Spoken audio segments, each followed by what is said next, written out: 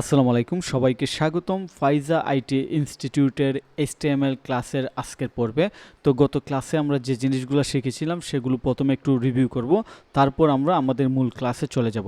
তো আমি প্রথম ক্লাসে আপনাদেরকে বলেছিলাম যে আমাদের যত রিসোর্স কিংবা বিগিনিং লেভেল যা লাগে সব কিছুই কিন্তু W3 স্কুল থেকে আমরা শিখব এবং রিসোর্স হিসাবে ইউজ করব। তো আমরা প্রথমে W3 স্কুলে চলে যাই। তো W3 স্কুলের ওয়েবসাইটের লিঙ্ক আমরা গত ক্লাসেই দিয়েছি আপনাদের সাথে। তো সেখানে যাওয়ার পর আমরা HTML এই সেকশনে চলে যাব এবং গত ক্লাসে আমরা home, introduction, editor, basic, element এই জিনিসগুলো নিয়ে ক্লাস করেছিলাম। অ্যাট্রিবিউটটা আমরা বাদ দিয়ে দিয়েছিলাম। এটা কেন বাদ দিয়েছিলাম আজকে এক্সপ্লেন করব। তারপর হেডিং প্যারাগ্রাফ নিয়ে আমরা ক্লাস করছি। হেডিং প্যারাগ্রাফের পর এখানে স্টাইল, আমরা আজকে স্টাইলে যাব না কারণ এইটাও আমরা স্কিপ করব। তারপর ফরম্যাটিং, কোটেশন, কমেন্ট, তারপর কালার, সিএসএস লিঙ্ক, ইমেজ, অনেক কিছুই আছে। আমরা ওভারঅল এই W3 স্কুলের যে স্টাইল আছে কিংবা যে মডিউলস আছে সেই মডিউলসে কাজ শিখবো না, এইটা নতুনদের জন্য একটু কমপ্লেক্স হবে। আমরা এখান থেকে কিছু বিষয় স্কিপ করব যেগুলো পরবর্তীতে শেখা দরকার এবং কিছু বিষয় আছে খুবই সহজ যেগুলো শুরুতে শেখা দরকার। তো আমরা গত ক্লাসে যে জিনিসটা করছিলাম সেটা আমরা HTML কি সেটা জেনেছিলাম এবং HTML শুরু করতে গেলে আসলে কি কি লাগে, HTML কোডিংটা কীভাবে শুরু হয়, কি সফটওয়্যার লাগে এটা আপনারা জেনেছিলেন। তো আমরা প্রথমে একটা প্রজেক্ট ফোল্ডার নিয়েছিলাম যেমনটা আপনারা এখানে দেখতে পাচ্ছেন লার্ন HTML নামে। তারপর আমরা একটা সফটওয়্যার ইনস্টল করেছিলাম, এটা ছিল কোড এডিটর সফটওয়্যার। তো আমি অনেকগুলো কোড এডিটর কিংবা কোড এডিটিং সফটওয়্যার আপনার সাথে শেয়ার করেছিলাম। তার মধ্যে নতুনদের জন্য সবচেয়ে ভালো হচ্ছে নোটপ্যাড প্লাস প্লাস। তো এটা খুবই সিম্পল, লাইটওয়েট এবং ইজি একটা সফটওয়্যার। এটা আমাদের এখানে আছে এবং আমাদের ব্রাউজারও পরিচিতি হয়ে গেছে যে আমরা আসলে কোন ব্রাউজার ইউজ করি এবং ব্রাউজার কোনগুলা।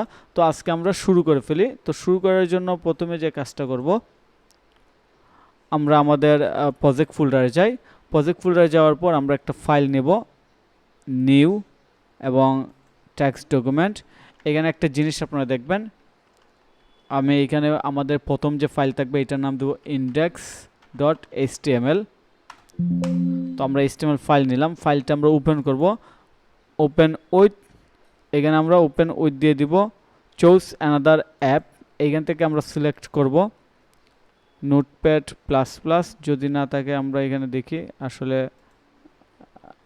আমাদের সফটওয়্যার আছে কোথায়। নোটপ্যাড প্লাস প্লাস আমরা খুঁজতেছি। ওকে, চুজ অ্যাপ অন ইউর পিসি।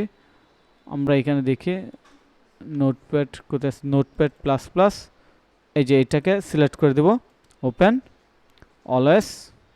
ওকে, তো আমরা কিন্তু আমাদের এই ফাইলটা নোটপ্যাড প্লাস প্লাসে ওপেন করে ফেলছি। তো ওপেন করার পর গত ক্লাসে আমরা দেখেছিলাম যে কীভাবে HTMLটা শুরু হয়। আমরা একদম সিম্পলভাবে শুরু করছিলাম, HTML শুরু, HTML শেষ।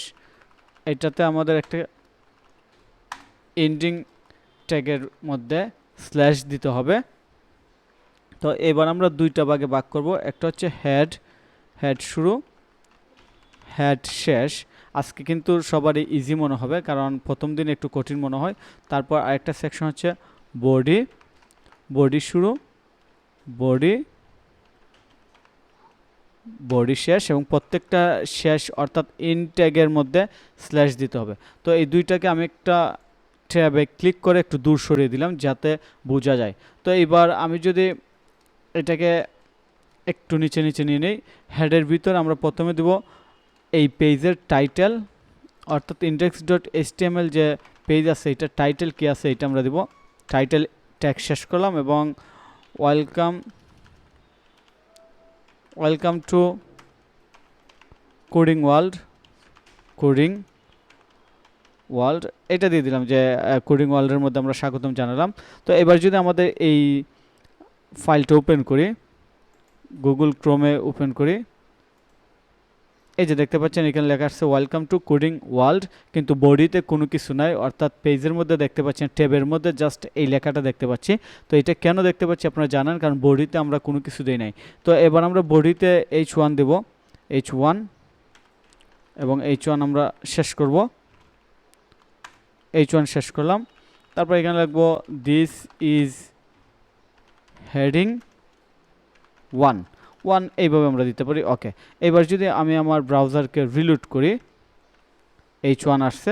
সেমভাবে গত ক্লাসে আমরা H1 থেকে H6 পর্যন্ত দেখাইছিলাম, তো এইটা আমি একটু শর্ট করে দিই, H2। ওকে, এবার এটাকে আমি কপি করে ডাবল করে ফেলবো। ওকে, এবার যেহেতু H2 আছে, এখানে আমরা H3 নেব। এটা আমরা গত ক্লাসে দেখেছিলাম। H3 পর আমরা H4। আমরা যখন কোড বুঝে ফেলবো তখন কিন্তু এত এক্সপ্লেন করার দরকার হবে না যে কোনটা কিসের কোড, কোনটা কেন করতেছি। H5। ওকে, তারপর H6। ওকে, ফাইন। এবার আমরা এখানে আমাদের হেডিং দেব। আমি একটা নিউজ পেপারে চলে যাই। হেডিং দেওয়ার জন্য আমরা চলে যাব প্রথম আলো, জাস্ট আপনাদের দেখানোর জন্য। তো প্রথম আলোতে যাওয়ার পর আমরা এখান থেকে হেডিং দিই, যেমন এটা আমরা দিতে পারি নো। ওকে, একটা অ্যাড আসবে সম্ভবত, অ্যাড আসুক। ওকে, এবার আমরা এই যে প্রথম আলোর এই হেডিংটা আমরা আমাদের প্রথম হেডিংয়ে দিতে পারি। তারপর দেখেন কি হয়, এটা দিলাম। ওকে, আরেকটা বিষয় বলছিলাম যে লেখা যদি একদম এই দিক দিয়ে ডান দিকে চলে যায়, তাহলে আমাদের এখানে একটা কাজ করতে হবে, ভিউতে যে আমরা এখানে দিয়ে দিব ওয়ার্ড র্যাপ। ওকে, এবার কিন্তু লেখা সব একদিকে যাবে না। ওকে, তারপর আমরা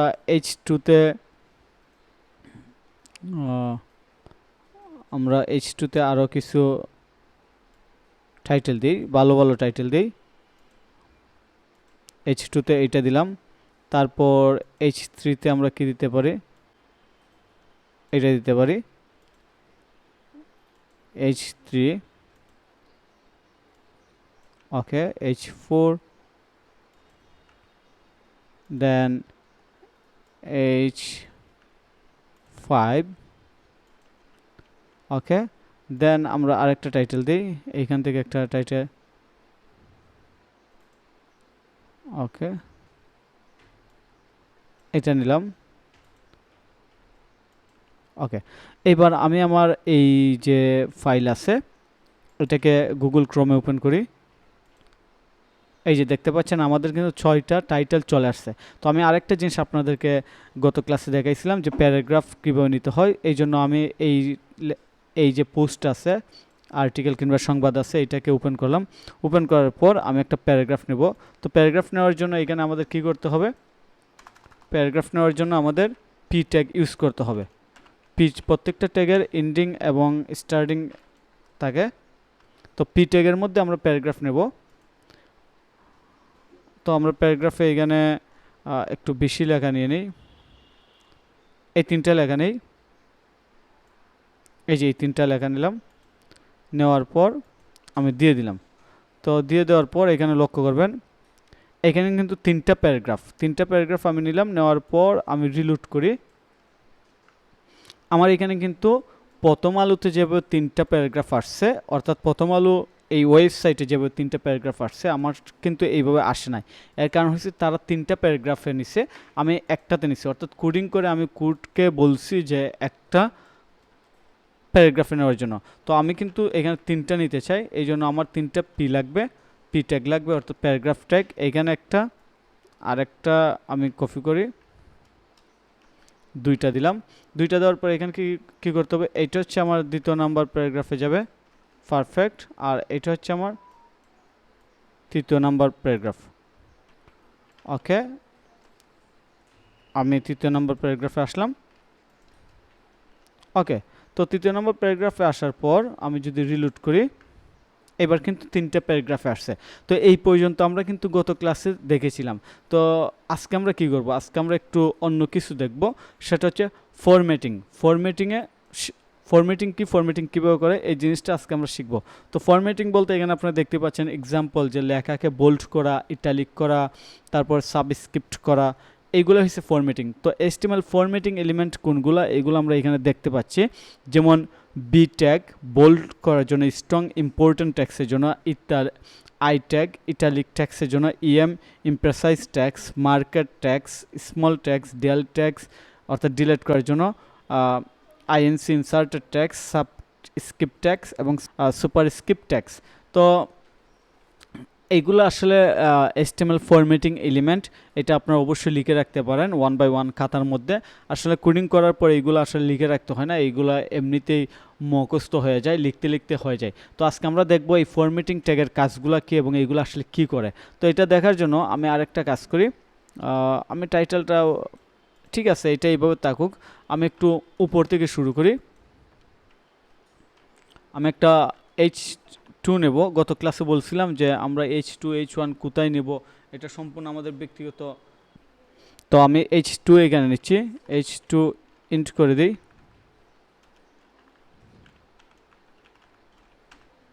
তারপর এখানে লিখতেছি my new Mac book, just একটা টাইটেল দিলাম। টাইটেল দেওয়ার পর এখানে কি হয় দেখি আমি, মাই নিউ ম্যাক বুক। তারপর আমি লিখব ডট দিলাম, ডট দিয়ে লিখলাম প্রাইস লিখতেছি, ফর এক্সাম্পল আমি লিখলাম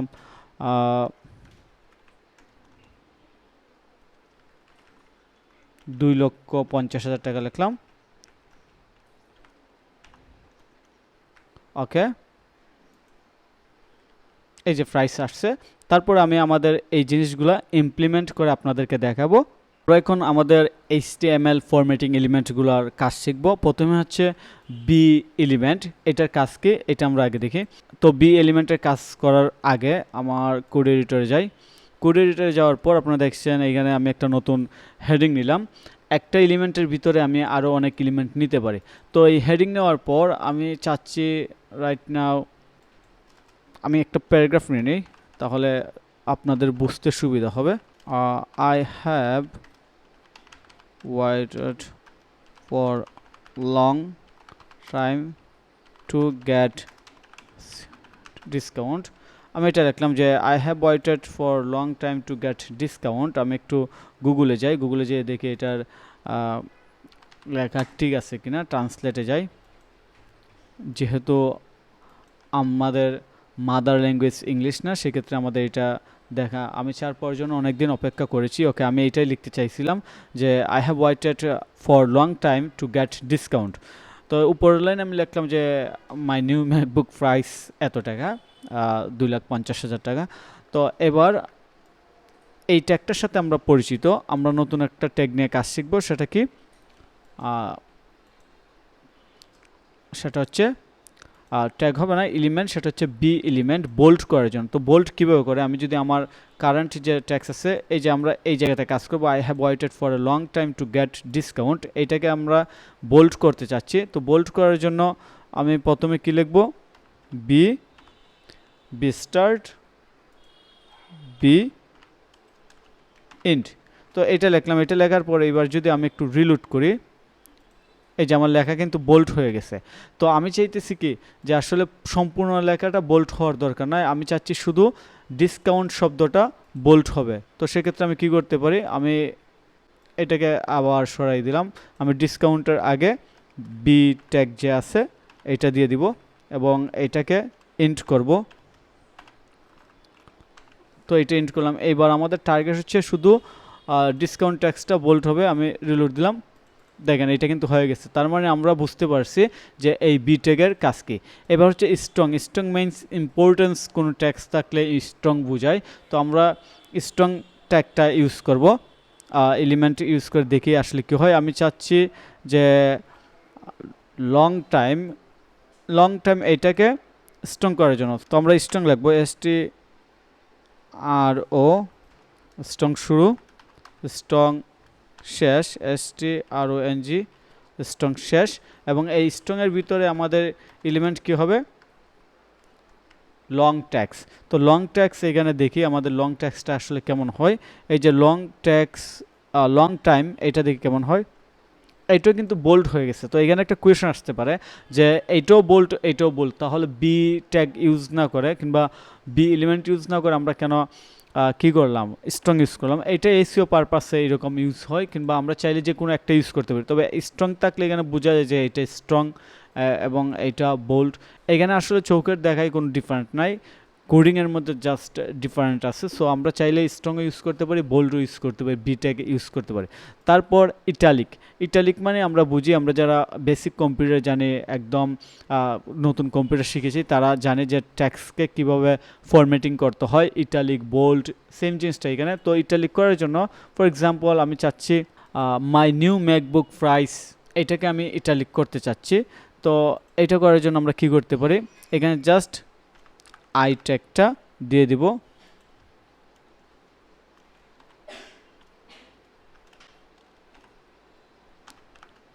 ওকে, এবার আমরা দেখব যে আমাদের ম্যাকবুকের যে লেখাটা আছে এটা ইটালিক হয়ে গেছে, এই যে দেখতে পাচ্ছেন। কিন্তু আমি চাচ্ছি এইটা সম্পূর্ণ হবে না, এটা শুধু হবে ইটালিক হবে, শুধু প্রাইসটা হবে। সেক্ষেত্রে আমি প্রাইসের আগে ইটালিক দিয়ে দিলাম। অবশ্যই প্রত্যেকটা কাজের পর আমি কন্ট্রোল এস দিতেছি, তার মানে আমি প্রত্যেকটা কোড লেখার পর এস দিচ্ছি যেন এটা অটোমেটিক্যালি সেভ হয়। তো আমি এবার শুধু প্রাইসের মধ্যে ইটালিক দিলাম।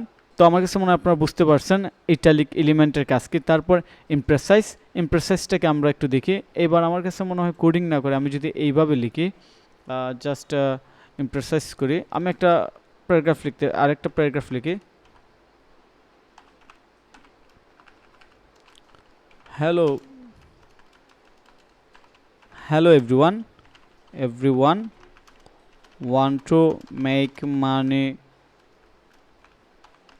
from online, then start learning web design to make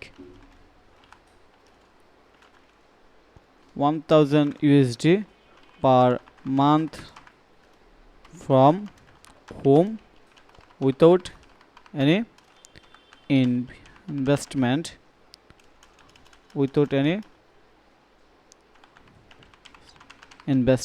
ওকে, এটা আমি লিখলাম। তারপর আমরা এখানে কি চাচ্ছি, এটা একটা নতুন প্যারাগ্রাফ নিলাম, নেওয়ার পর দিকে এটার রেজাল্ট কি আসে, এই যে আমি যে জায়গাটা লিখছিলাম এটা এখানে আসছে।